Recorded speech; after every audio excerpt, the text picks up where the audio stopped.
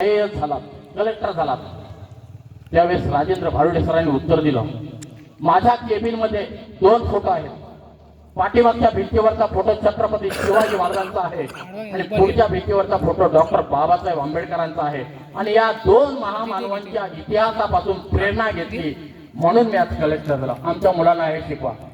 आमची मुलं म्हणतात आपलं काम आहे का? ते अजिबात नाही. परिस्थितीला तोंड देण्याची ताकद आपण स्वतःमध्ये निर्माण केली पाहिजे. ती ताकद आपण शिवचरित्रातून घेतली पाहिजे. त्या पेट्रोल पंपावरचा एक दररोजचा नित्यक्रम असतो. गाडी येते, पेट्रोल टाकते, पैसे देते, निघून जाते. काय गाडी येते, पेट्रोल टाकते, पैसे देते, निघून जाते. काही मंडळी गाडी नंतर ड्रम घेऊन येतात आणि पेट्रोल पंपाने पेट्रोल ओतावं लागतं. एक दिवस त्या पेट्रोल पंपावरती काम करणारा एक मुलगा, त्या पेट्रोल पंपावरती काम करणारा मुलगा त्या पेट्रोल पात्राने ड्रम मध्ये पेट्रोल ओतत असताना गाडीचा धक्का लागला. काहीतरी तो मुलगा विचार करत होता आणि गाडीच्या धक्क्याने थोडंसं पेट्रोल खाली सांडलं. मालकाने केबिनमधून पाहिलं, धावत त्या ठिकाणी आला, पोराच्या कानाखाली दिलं. सांगितलं उद्यापासून कामावर येऊ नको. पोराच्या डोळ्यातून अश्रू वाहू लागले. थोडा वेळ स्तब्ध झाला आणि सांगितलं कामावर तर येणार नाही, पण ज्या दिवशी तुझ्या समोर येईल ना त्या दिवशी तुझ्यापेक्षा मोठा होऊन येईल. 1 वर्ष झाले, 2 वर्ष गेली, 5 वर्ष गेली, 10 वर्ष गेली, 15 वर्ष गेली आणि त्याच्यानंतर त्याच पेट्रोल पंपाच्या गेट मधून एका आलिशान गाडीने प्रवेश केलाय आणि त्या गाडीमधून एक छोटा मोठातून तरुण बाहेर पडलाय आणि त्या केबिन मध्ये जाऊन त्या मालकाला प्रश्न केला, साहेब ओळखलात का मला? त्या मालकाने सांगितलं नाही रे बाबा, कोण आहेस तू? त्यावेळेस त्या तरुणाने उत्तर दिलं, साहेब मी तोच मुलगा आहे ज्याच्या हातून थोडंसं पेट्रोल सांडलं म्हणून तुम्ही मला कामावर काढून टाकलं होतं ना, तोच मी आहे. त्याचं नाव धीरूभाई अंबानी. 17-18 पिढ्या बसून खातील एवढी संपत्ती कमावली. फुकट नाही. एवढी संपत्ती कमवण्यासाठी रोजचे 20-20 तास, 18-18 तास काम करावं लागतं, तेव्हा ती संपत्ती मिळते.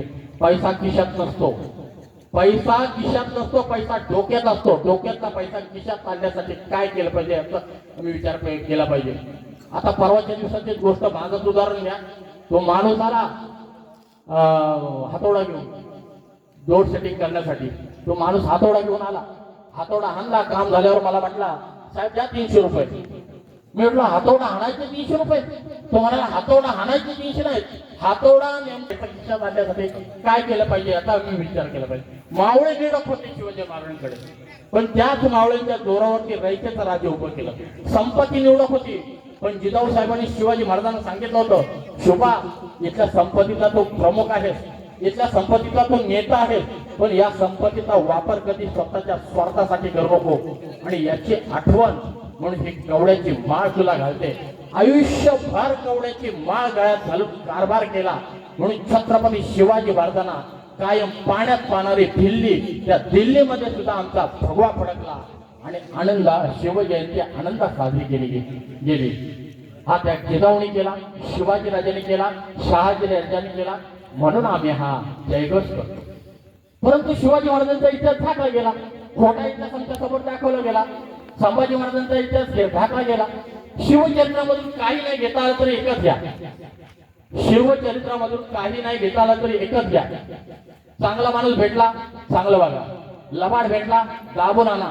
हायगाय करायची नाही. मध्यंतरी ते पुण्यातला गडकरी प्रकार झाला, आता बरेच वर्ष आले त्याला. ते राम गणेश गडकरीचा पुतळा संभाजी ब्रिगेडच्या काही मावळ्यांनी, काही कार्यकर्त्यांनी फोडून बाहेर टाकला. मला सांगा, आपलं इथं मंदिर आहे ना, आपलं मंदिर इथे मारुती मंदिर आहे, हनुमान मंदिर आहे ना आपलं. बाहेर जर समजा हनुमान मंदिर लिहिलं असेल तर आत मूर्ती कोणाची हवी हो? आत मूर्ती कोणाची हवी? हनुमानाचीच हवी ना. मग जर बाहेर जर समजा संभाजी उद्यान दिलं असेल तर आत पुतळा कोणाचा हवा? तिथं गडकरीचं काय काम आहे का? पण खरा इतिहास झाकण्यासाठी खोटा इतिहास अशा पद्धतीने आमच्या समोर उभा केला गेला, विकृत केला गेला. म्हणून आमच्या पोरांनी खरा इतिहास वाचला पाहिजे. ही नाचणारी पोरं जेव्हा वाचणारी होतील ना, तेव्हा जगात क्रांती घडल्याशिवाय राहणार नाही. म्हणून शिवचरित्रामधून आम्ही या गोष्टी घेतल्या पाहिजे. ज्या गोष्टी आत्मसात करणे शक्य आहे त्या आम्ही आत्मसात केल्या पाहिजे. हे रयतेचं राज्य शिवाजी महाराजांनी उभं केलं, ते काय एकट्याच्या जोरावर झालं का हो? मला सांगा, एकट्याच्या जोरावर झालं का? नाही ना. 18 पगड जातीचे मावळे त्यांच्या सोबत उभे होते, म्हणून हे रयतेचं राज्य उभं राहू शकलं. त्या सिटी ज्वारच्या वेड्यामध्ये अडकले असताना शिवाजी महाराजांसमोर एक प्रश्न उभा पडला. वेड्यातून निसटायचं कसं? आपल्या बुद्धी चातुर्यामध्ये कुशल असलेल्या शिवाजी महाराजांनी एक युक्ती शोधून काढली आणि स्वतःसारखे दिसणारे शिवाजी काशी त्यांना बोलावणं काढलं. काही क्षणार्धामध्ये शिवाजी महाराजांसमोर उभे राहिले. महाराजांनी प्रश्न केला, अरे शिवा, वेड्यातून बाहेर निघत असताना राज रस्त्याने आम्ही दुसरी पालखी सोडणार आहोत आणि त्या पालखीमध्ये बसण्यासाठी शिवाजी पाहिजे. तू शिवाजी होणार का? पण दगापटका होऊ शकतो, तुझा प्राण जाऊ शकतो. शिवाजी काशीदांनी सांगितलं, राजा 100 वर्ष शिवा नावी म्हणून जगण्यापेक्षा एक दिवस सोंगातला शिवा झालो आणि त्यासाठी मरण आलं राजे. शिवाचं जीवाचं सोनं होईल राजे, शिवाचं जीवाचं सोनं होईल राजे. स्वतःसारखा वेश शिवाजी महाराजांनी शिवाजी काशीदांना परिधान करायला दिलाय. स्वतःसारखे अलंकार परिधान करायला दिले.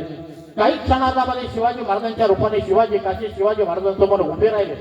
राजांचं अवसन एकदम हरपलं, डोळे अश्रूंनी दबदबले आणि शिवाजी काशीदांना एकदम मिठीमध्ये घेतलं आणि शिवाजी काशी सुद्धा त्या मिठीमध्ये विसावले आणि स्वतःला सोडून घेतलं आणि शिवाजी काशीदांच्या तोंडून उद्गार बाहेर पडले, राज, अहो राज, मेलेल्या माणसासाठी कोणते रडते, मोहिलेल्या माणसासाठी कोणते रडते, पण माझ्यासारख्या एका नाव्यासाठी माझ्या राजांच्या डोळ्यात पाणी यावं, आणखी काय पाहिजे या जगात? शिवाचं जीवाचं सोनं झालं राजे, शिवाचं जीवाचं सोनं झालं राजे. दोन्ही रस्त्याने दोन्ही पालख्या निघाल्या. शिवाजी महाराज गडावरून सुखरूप बाहेर पडले, पण शिवाजी महाराजांची पालखी समजून शिवाजी काशीदांची पालखी मात्र शत्रूच्या हाती सापडले. आनंदाने बेहोश झालेला शेती ज्वार मोठमोठ्याने हसत होता आणि हसता हसता प्रश्न केला, राजे पळून दाखवतात काय? शिवाजी काशीदांनी उत्तर दिलं. शिवाजी काशीदांनी उत्तर दिलं, जमलं तर पाहू म्हटलं. मग काय झालं?